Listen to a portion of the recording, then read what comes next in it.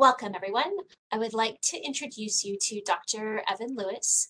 He understands the importance of nutrition for optimal health. He has a passion for nutritional science and human performance, which developed from his time as a professional athlete and currently as a clinical research scientist.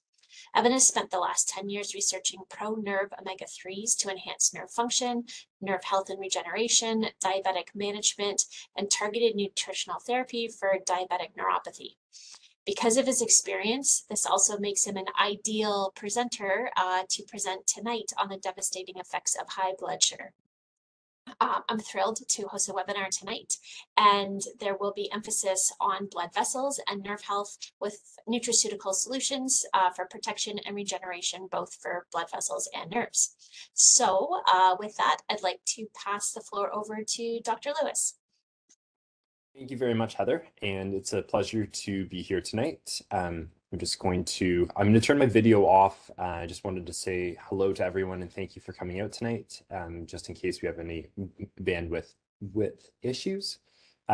So I am looking forward to sharing with you a little bit more about some of my research and just some general, some information that we've been working on with the biomed team in terms of enhancing some of the protocols and some new developments around blood sugar for you and your practice and your clients and patients. So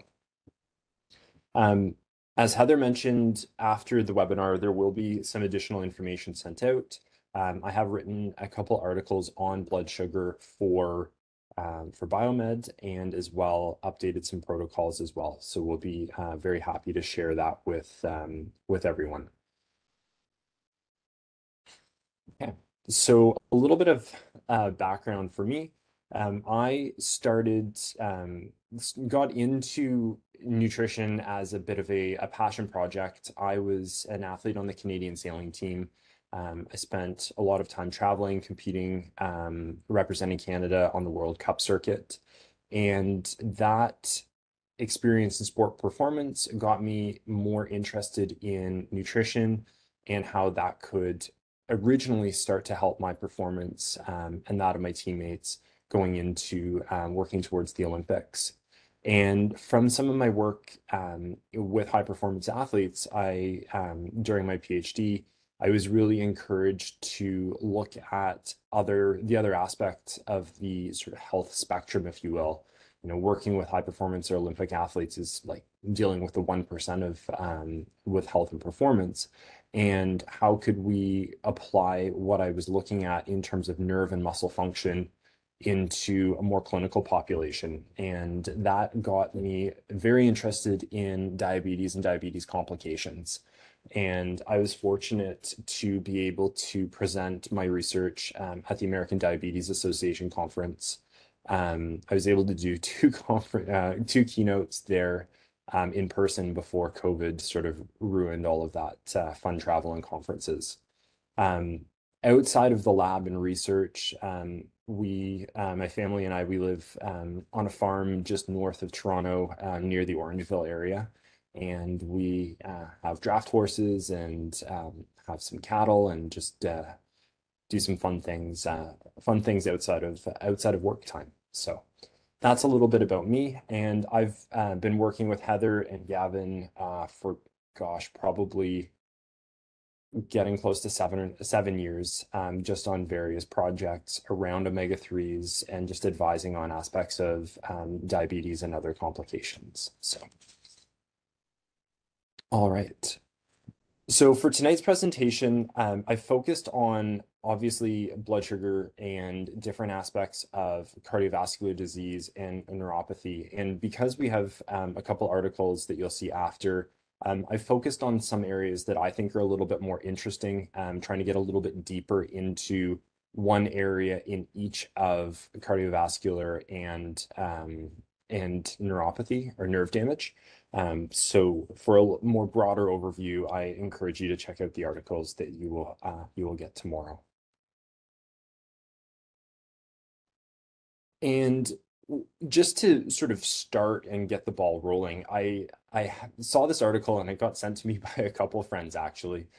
This came out from CBC News just before New Year's, December 29th.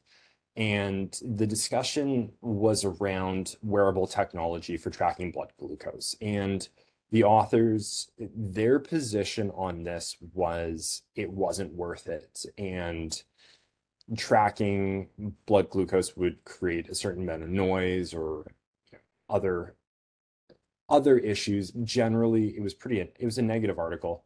Um, and I thought that, this was a really, it was a bit of a missed opportunity. And I think that in this day and age, when we look at the US population, for example, that has at least one third, if not more, of the population who is overweight, pre-diabetic, the access to devices such as these, I mean, the Libre is more expensive, but the ability to understand what's happening in your body in relation to different foods, in relation to changes, sleep, stress, all those different things, I think it gives a great ability for us to educate people, us as people who are healthcare providers in the allied healthcare field, researchers, etc. I think a more educated population around blood sugar, what the risks, what certain benefits might be of high or low blood sugar at different times is something that we didn't have access to 10, 15 years ago. And so I'm of the opinion that if we can get more information on how our body is responding to different things, then that would be a great tool in our health chest, as it were. So just a little something that I wanted to start and share at the beginning of tonight. So high blood sugar. And this is something that obviously is very pervasive in our population. And there's four key factors in my mind that drive high blood sugar. And sure, with diabetes, there are some genetic factors that can predispose people to higher blood sugar. And I'm not going to really focus on type 1 diabetes in this conversation. We're going to focus on more type 2, insulin resistance, etc. But a lot of the factors that drive high blood sugar are completely within our control. And whether it be stress or sleep, all of these factors that cause our body to change its biochemistry, if you will. Having a stress response is very important to increase your blood sugar so that, if you're trying to run away from a tiger, you have the energy in your muscles to get away, to run, to climb a tree, to survive. But now in this day and age where our stress response is just chronically engaged, we don't need, we're not running away from 6 tigers a day, every day. In reality, it might feel like that with some stress in your clients' lives, but these are some things that we need to understand, that it's more than just the food that's eating, it's some of the background environment, and be able to discuss and think about some strategies to address these non-nutritional aspects of high blood sugar that are playing a big role in people's lives.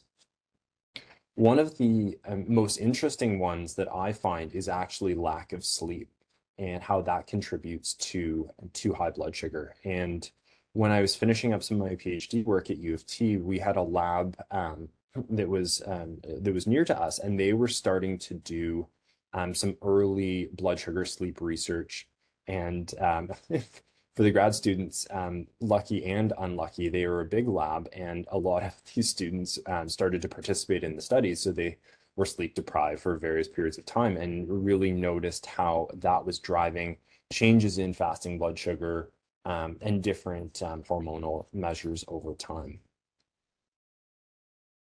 So with that, I wanted to focus a little bit on, I just wanted to pull the sleep component out to focus on that a little bit more here. And, sleep is something that is just so critical to so many aspects. And initially, it was a bit of a surprise that, why would sleep be so tied to blood sugar? Well, it comes back to other things, including hormonal balance, but also how your body and your brain react to being tired. And as you get tired or more tired, then you feel more, you're more inclined to choose foods that are sweeter.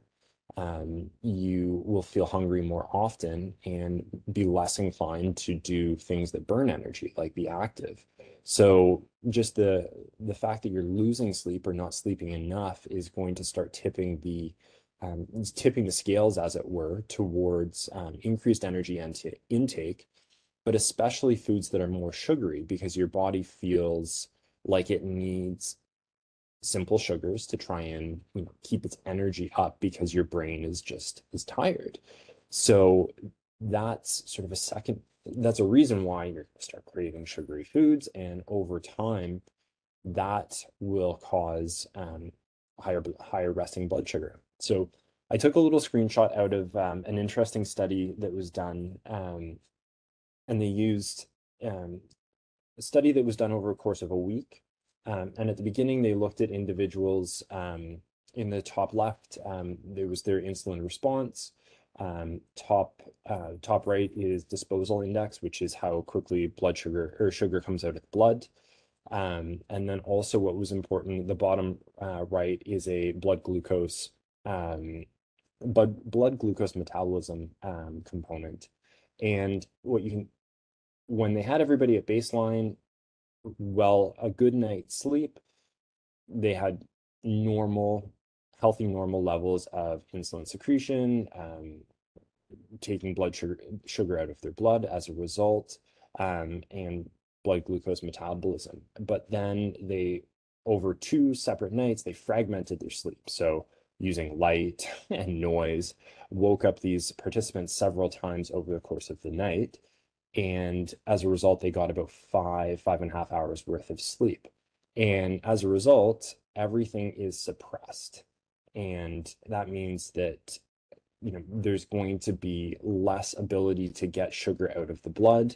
There's less insulin response. So these are just, even after one night of fragmented sleep, we're seeing an impaired ability to release insulin, get sugar out of the blood. And over time, you can just imagine how things build and build and build. So that starts to cause more problems and more damage in different parts of the body. So we're going to look at this in terms of vascular issues and then cardiovascular disease on the whole. But as we have more sugar in our blood, then we start to encounter different problems because sugar is always in our blood. We need it for energy. Our brain needs it almost exclusively for energy. Our heart needs it for energy. It's just a part of our daily metabolism.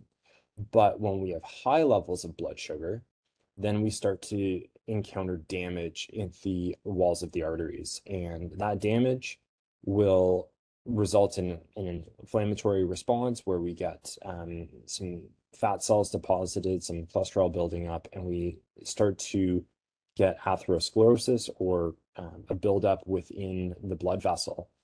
And that can also start to increase blood pressure because the vessels are getting smaller. So the heart has to work harder to get oxygenated blood through to different tissues in the body.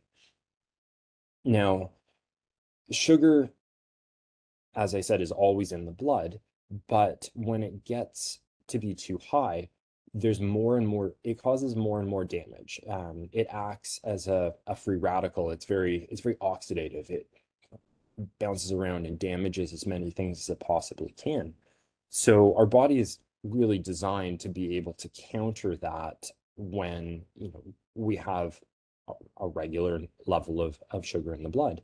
But when we have chronically elevated levels of blood sugar, that's when the scales tip, if you will, so that the sugar is constantly damaging vessels all throughout the body. So we start to see this process happen, not just in the large vessels, but the small vessels. And those are the ones that, feed blood down to your feet, your toes, your hands, your fingers.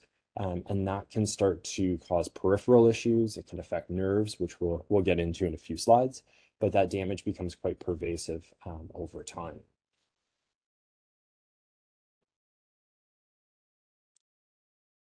Now, I thought this was a really good figure from a recent study that I looked at, and it brings everything together, and it's a complex area, and I'm going to talk about some different aspects of this. But as we see damage from sugar, it brings in different components, and there's different factors that really lead into damage to the heart. And we're lumping in heart and vessels together, just out of for a couple of reasons. But a lot of these factors are consistent throughout the body. And if we think about the process, you know, starting at the top with inflammation, reactive oxygen species, and stress, that's a systemic issue that goes throughout the body.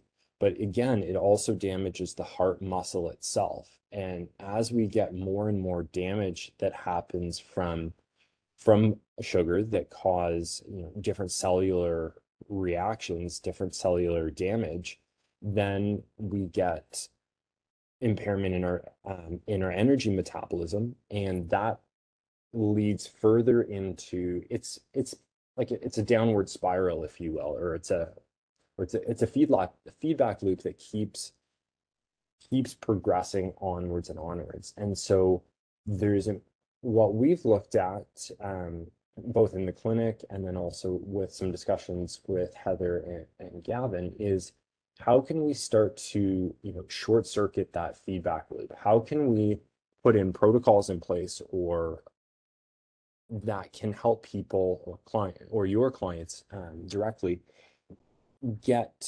break the cycle so that you can start to work and make positive improvements in their health. So there's two different factors of this, and didn't lay it out the most the most pretty way. But on the left hand, we obviously have our nutrition interventions, and on the right, we have our lifestyle components. And I think that obviously with a background in nutrition, I have a little bit of a bias, but I think that you can't use one without the other. I think it's a combined situation where you can use, say, blood glucose balancer to help improve insulin sensitivity, help to deal with some of these issues around mitochondrial dysfunction in terms of energy metabolism. We can help to improve insulin sensitivity and signaling. But if you're also not addressing some of the root causes of what is driving, this increase in blood sugar, then your nutritional intervention isn't going to be as successful as it could be. So using a combination approach, or being able to have a discussion with your patients or clients so that you can understand what's happening in their lives.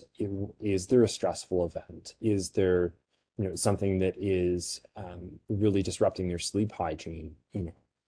Do they need some help figuring out when they can get some steps in that day, or a little bit of individual appropriate movement or exercise that can help address some of these root causes as well, and really accelerate the aspects that the nutrition interventions are working on.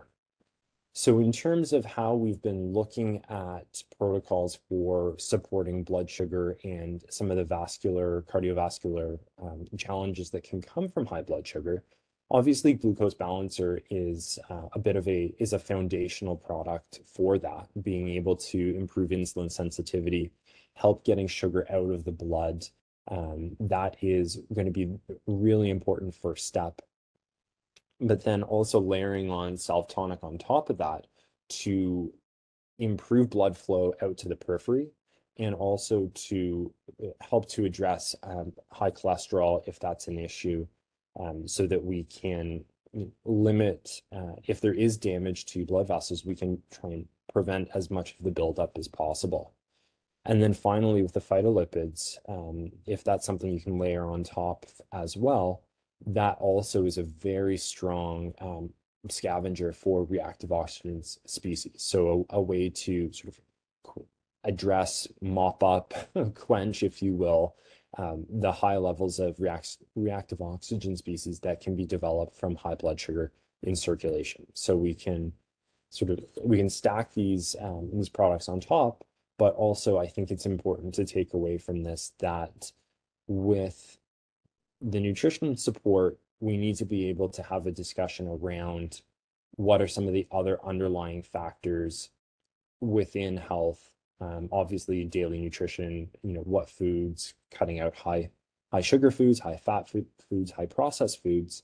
But what are some of the other stress, sleep, activity things that can be discussed with your clients to help support what they're putting in their body every day?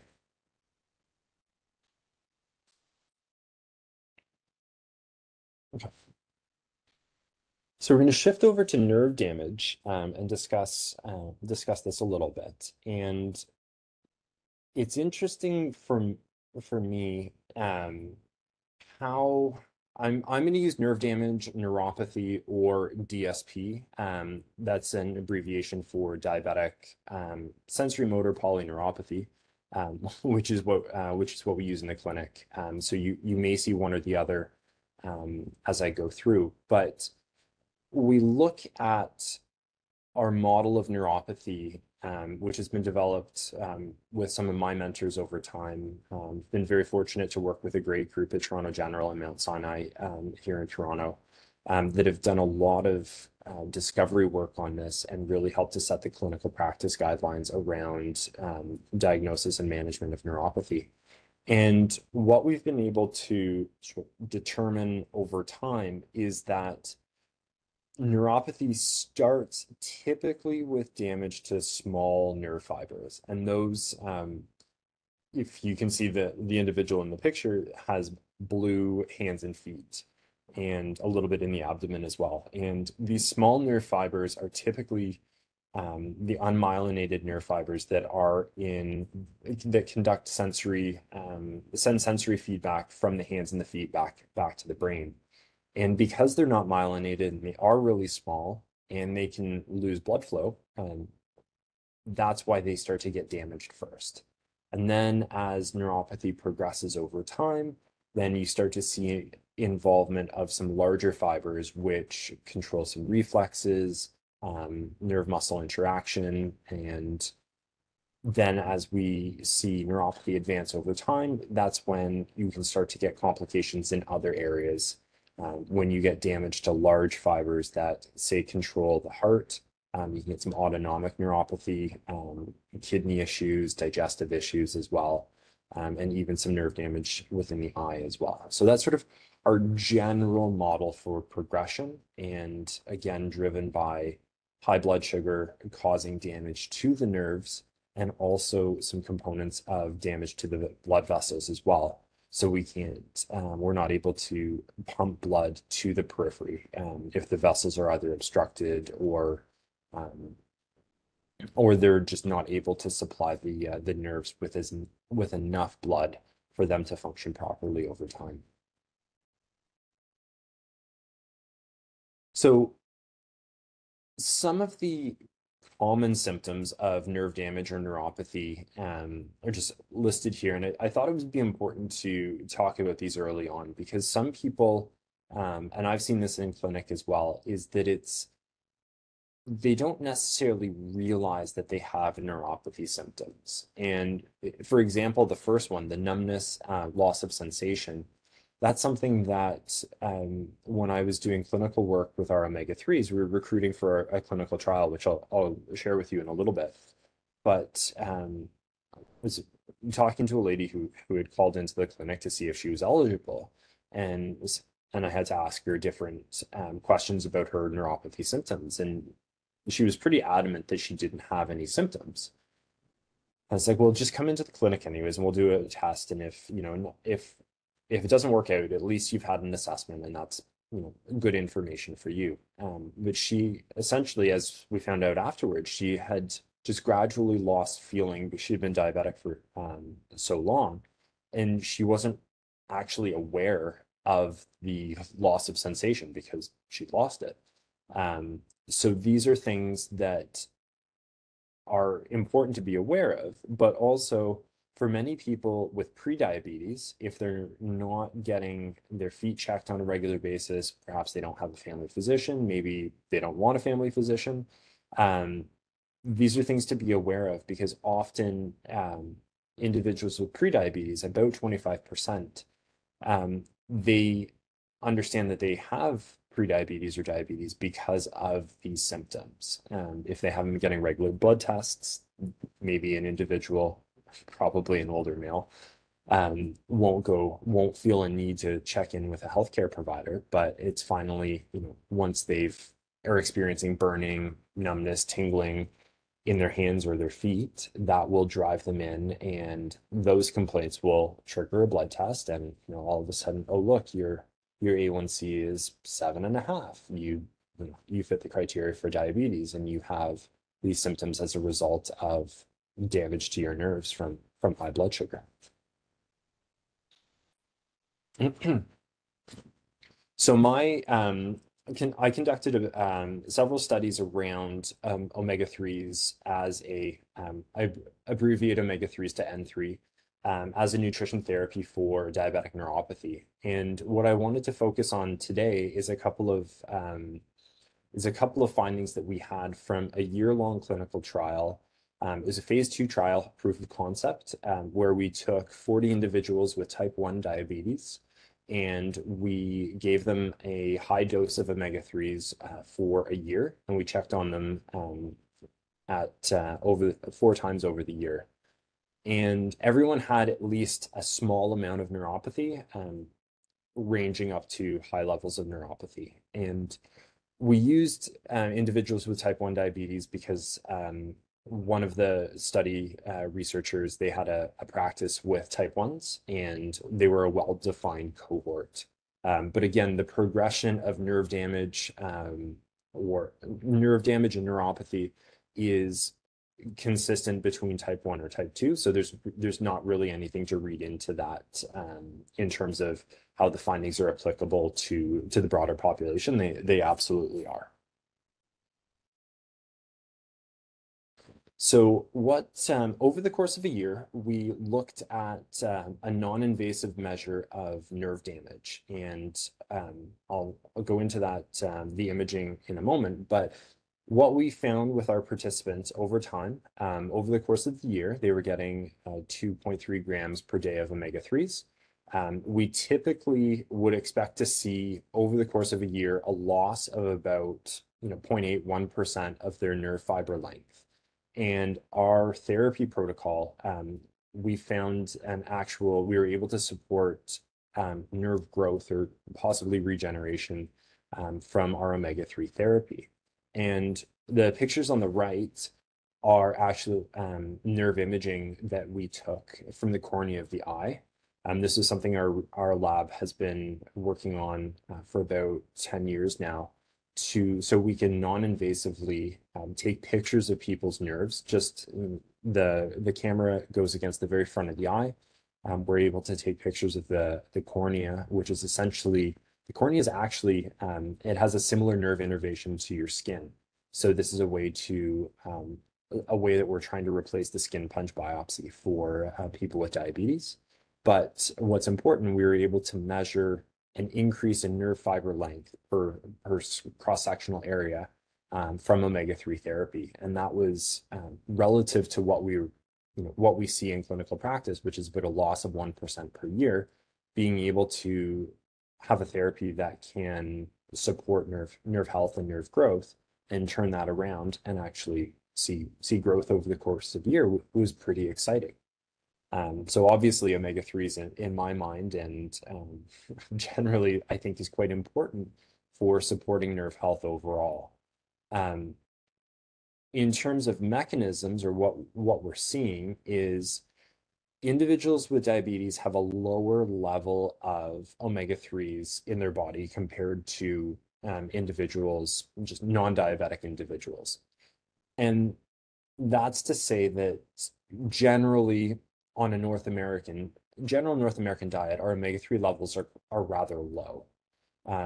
So over the course of the year of supplementation, we were able to get people from a very low level on an omega-3 index to an adequate level. And when we looked at our patient group as a whole, the individuals that had more advanced or more clinically defined cases of neuropathy had lower levels of DHA at baseline. So over the course of the year, that was we were able to increase that, and that increase in blood omega-3s was associated significantly with an increase in nerve length as well. Everybody in the study, those that completed it, we had two people that dropped out after 4 months, but everyone in the study, even those people that only made it to 4 months, they showed a significant increase in omega-3s overall. And we were able to take away that by providing the research participants with omega-3s, we were essentially feeding their nerves back to health. Since some individuals with diabetes have a low level just as a result of their impaired fat metabolism, by supplementing or providing them with omega-3 therapy, we were able to get that, correct that issue and help their body, give their body the nutrients they needed to support nerve health and nerve growth over time. So looking at our sort of pathway, or our this is a little bit more granular on the nerves, but I wanted to take two approaches and share this a little bit, because neuropathy is a little bit more in my mind, it's a bit more complex than high blood sugar and cardiovascular disease. Again, there the blood sugar is just causing oxidative damage. We're seeing some atherosclerotic development and some other follow-on applications. But here, with nerve damage, we're seeing issues with oxidative stress, obviously inflammation as a result. But there's two ways that I think we can come at this, especially with the protocols that we've developed. Is one, with omega-3s, we can use those to really help resolve inflammation and feed the nerves back to health. But if you couple that with some antioxidants, especially some fat-soluble ones, we're able to short circuit some of the other contributing factors in terms of oxidative stress, free radicals, and low glutathione levels in cells, so that we can stop as many of take a full-on approach, multi-pronged approach to addressing the factors that contribute to nerve damage. It is so two questions. CNFL stands for corneal nerve fiber length, which is just the total length of nerve fibers that we're measuring within the picture area. So with that, I think that if you were only able to choose one component of one nutrient to take for an individual that has neuropathy, I think omega-3s would be the base choice. But then again, if you have more advanced symptoms, then adding in some other anti-inflammatory components as well, through curcumin or a biotinol, would help to address as many of these applications as possible.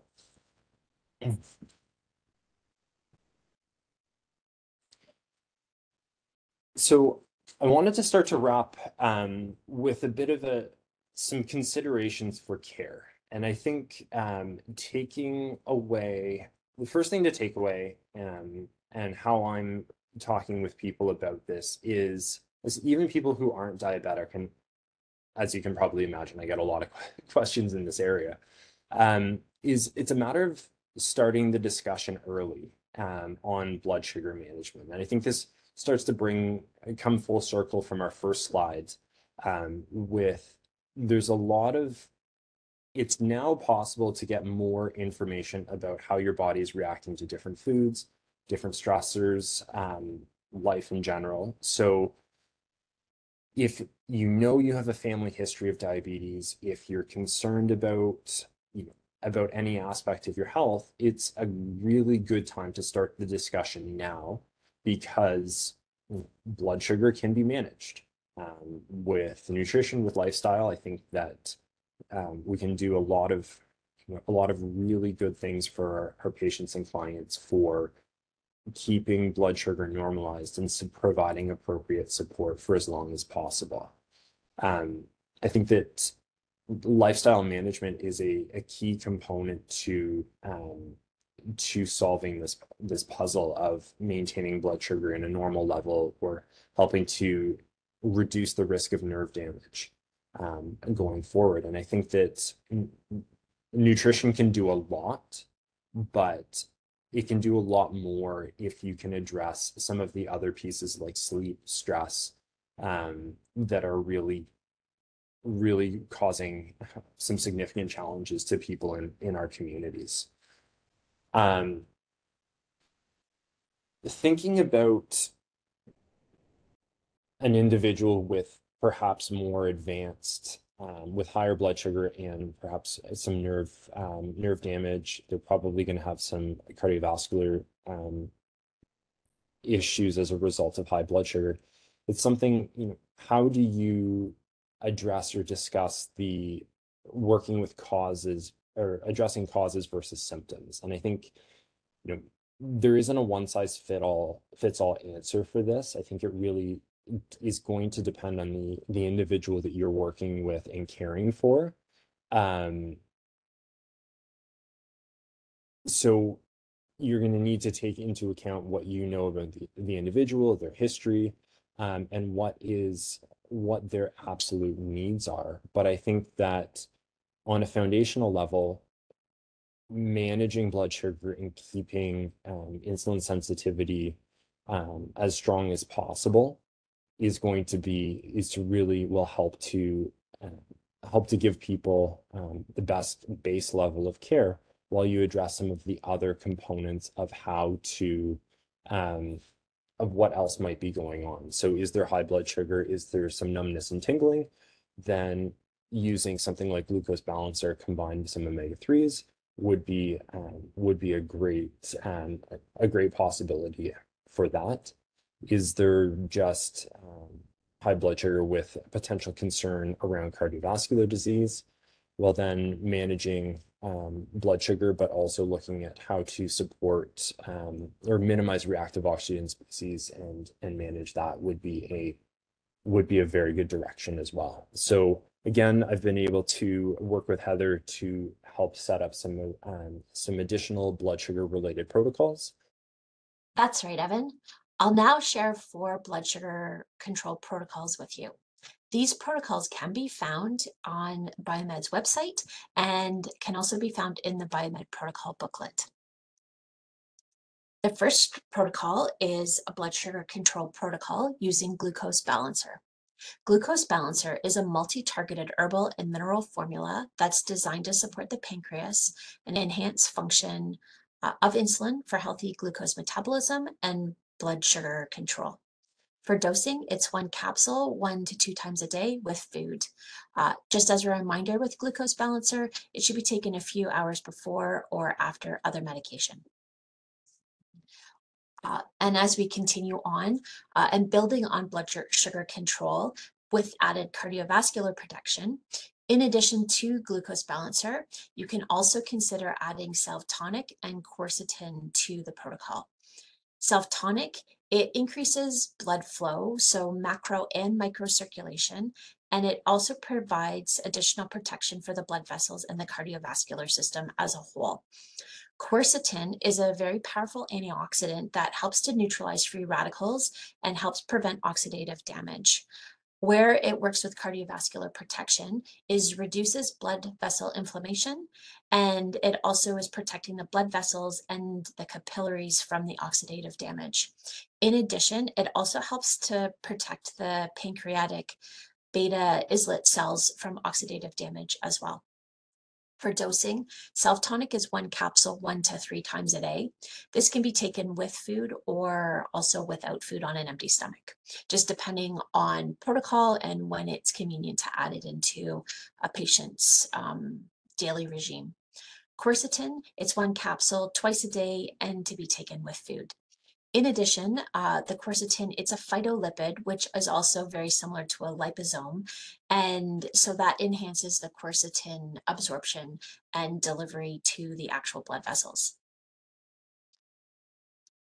When we're building on blood sugar control for nerve protection, in addition to glucose balancer, we also want to consider biotrienol, curcumin boswellia, and B complex. Biotrienol, it's a natural vitamin E in the form of a tocotrienol that is a fat-soluble antioxidant, and it provides neuroprotection specifically against peripheral nerve damage and neurodegeneration. Curcumin boswellia is an anti-inflammatory. And so for nerve protection, it actually helps to reduce inflammation that's associated with the nerves or neuroinflammation. And it also helps to prevent nerve damage and peripheral neuropathy. So with using curcumin boswellia, specifically in a phytosome, which is again like a liposome, you're enhancing the absorption, and so it can be targeted to where it needs to be. And by helping to protect against nerve damage and also improve neuroinflammation with peripheral neuropathy, you're going to see an improvement of symptoms, including decreased sensation, numbness, tingling, and decrease in pain as well. And finally, with B complex, B vitamins have been shown as key nutrients that help to support nerve health. And they do this through protecting the nerves, improving the metabolism of the nerves, and also regeneration of the nerves, and finally helping to maintain the myelin sheath. Finally, when we build on blood sugar control with protection around the eye and the retina, in addition to glucose balancer, you can consider astaxanthin and or muc eye drops. Astaxanthin is another antioxidant that is used as an anti-inflammatory, and specifically it helps decrease inflammation associated with the eye. It increases blood flow to the eyeball, and it helps reduce oxidative damage. So in addition to increasing the blood flow to the retina in the eye, it also is helping to protect lens clarity, which can be associated with cataracts.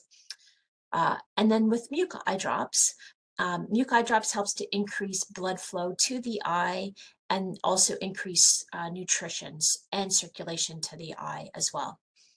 For dosing with astaxanthin, it's 1 capsule once daily. And with muc eye drops, it's 1 drop per affected eye twice daily. For dosing and application with muc eye drops, you want to apply the drop to the outer corner of the eyeball, and that will allow it to wash over the entire surface of the eye. And just as a reminder, to avoid contamination, don't touch the container tip to any surface, and that includes to the eye or to the eyelid or to the eyelashes. And now I'll pass it back to you, Evan. Thanks. With that, I know there's been a lot of questions coming in, so I would like to thank everybody for their time tonight. Thank you for coming out. Thank you for sharing your questions. And I'm been very grateful to be able to share some of my knowledge and insight on this area with the Biomed team. So I hope you enjoyed everything tonight. And I will start to look at some of these questions.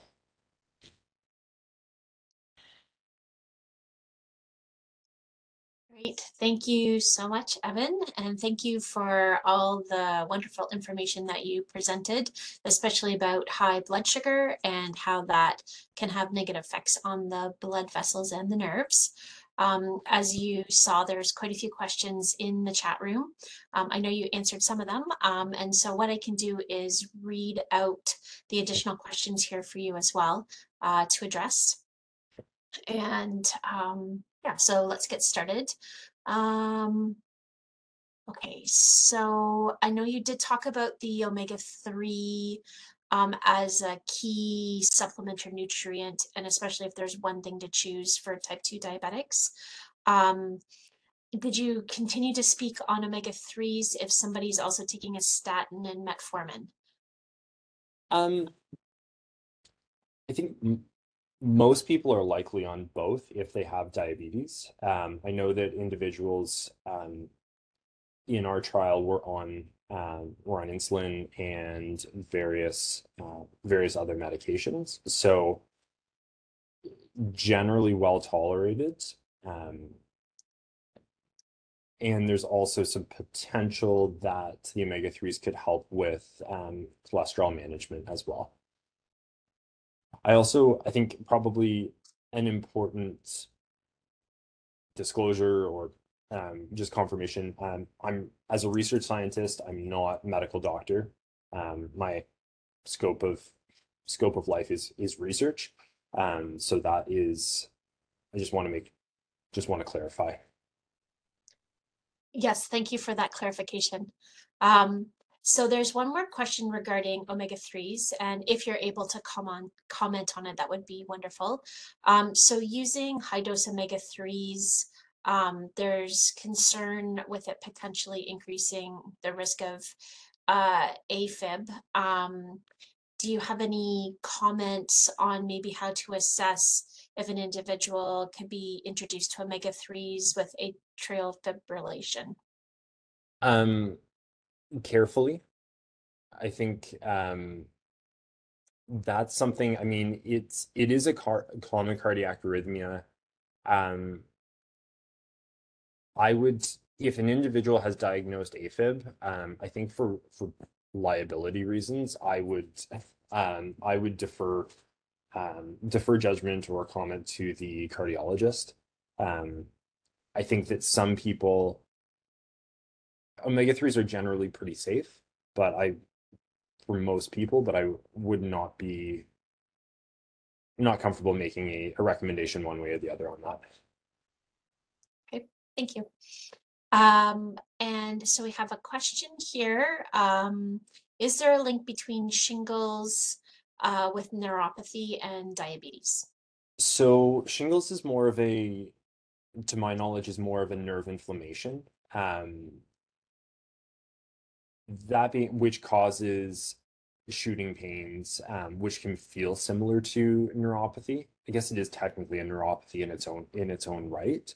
Um, we have seen people that have responded well to omega-3s for that, helping to manage, I think, resolve the inflammation in the nerves. It can take time, but I don't. Shingles isn't necessarily linked to diabetes, but somebody could have diabetes and shingles. Um, so I think the supporting inflammation and nerve health overall, I've seen that be quite effective, especially for if the individual has flare-ups as well, or relapses, if you will. When this question came in, I did a little quick search on PubMed, and with diabetic neuropathy, there's quite a few studies linking an increased risk of shingles. And so with Okay. shingles as a viral attack on the nerves, I think as you're talking about the nerve inflammation and just the more sensitive nature of the nerves, of the nerve damage, it could make it more prone, of course, to the virus having effect. Yep.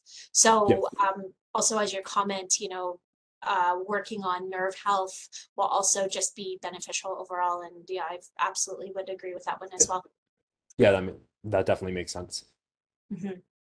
Um, okay, and so we have another question here, and this is regarding berberine. And do you have any experience or have any opinion regarding berberine for managing early stages of diabetes or pre-diabetes? Um, I've definitely seen some research where it has been effective, and I think you and I have talked about that a bit as well. Yeah. So yeah, no, I think it, the other thing that I've seen consistently in the research is there's little to no side effects, which I think is beneficial as well. So I think that's something that could be used, and we'll circle back on our conversation on that probably. Yes, well, for those of you that are listening and may be interested, we are in Biomed is in the middle of developing a new berberine formula that is a phytosome, which is like a liposomal berberine. And so Biomed as a whole, and then of course Evan and I as individuals will definitely have a lot more to be able to comment about berberine in prediabetes and also in many other types of conditions. And so, yes, definitely stay tuned because that will be a topic that's going to be coming up probably in the next 6 to 9 months through biomed literature. So, thank you for that question. If there's any other questions, please type them into the chat room. And as you're doing that, you may or may not have received a copy of the new Biomed newsletter. So this is something that was just launched in January. It's a quarterly newsletter. And the topic this quarter is on blood sugar awareness. As you can see here, Evan is one of the main contributors to this newsletter. And so not only do we have Evan sharing his knowledge in this webinar, but then we also have his knowledge written down for time immemorial. So the newsletter has the article about blood sugar awareness, also with information on the blood vessels and nerve damage. There's a more extensive, longer article that's also on the website on the same topic. And then within the newsletter, there's also some different protocols. I know this isn't super clear, but just kind of so you can see that exists. And those protocols include nutritional support for blood sugar control, cardiovascular protection, nerve protection, and eye and retina protection. Those protocols are available on the website. They're available in the newsletter and in the follow-up email that will be sent tomorrow. I've got a PDF copy that I'll be sending with a link to those protocols as well. And I will also send a link with the newsletter and with the longer article on the website, I'll send a link to that one as well. Okay, so I don't see any other questions that have come through. Oh yes, here we go. JJ, thanks. Is there a preferred form of omegas for those that have poor fat absorption?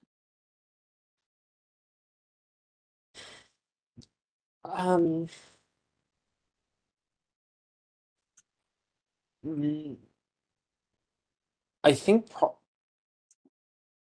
trying to well, if you know the individual, if you're trying to time it possibly with a meal would improve your bioavailability and your uptake. Generally, the body is in a general state, the body's quite good at absorbing fats. In this situation, if they're not, my question back would be, how are you helping them absorb other fat soluble nutrients? And then perhaps timing the omega-3s alongside those, or with some lipase enzymes as well, would be my thought. Yeah, I would second that with a fat soluble digestive enzyme like lipase, and then potentially with something to support bile, whether it's using something to support the gallbladder to secrete bile or a supplement with ox bile in it. So Astacryl is a formula that was Biomed's main omega-3 on a krill as a krill oil. It is back in reformulations, so this is something that we're looking to have back in our product offerings in the future. It was bound to phospholipids, which helps in some ways with absorption. So sometimes that binding and how the omega-3s and what they're bound to can also help with some absorption. However, for fat absorption, sometimes that's a thing that has to be actually addressed. And then as Evan said, taking the omegas at the same time as a lipase and things to work on the bile as my suggestions.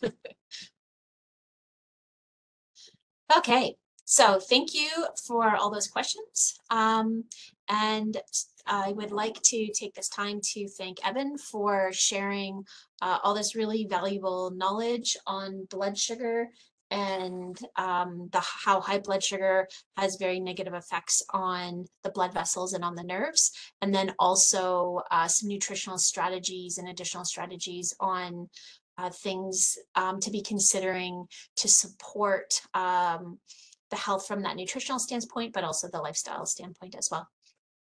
Also, I want to take this moment to also thank Evan very much. In addition to the webinar tonight and presenting your personal knowledge and your personal research, and also the time that you take to write for the articles that are able to be presented out then to our practitioners as really incredible and very valuable resources so that they can take that information and work with their patients. So thank you very much, Evan. You're very welcome. Thank you, everyone.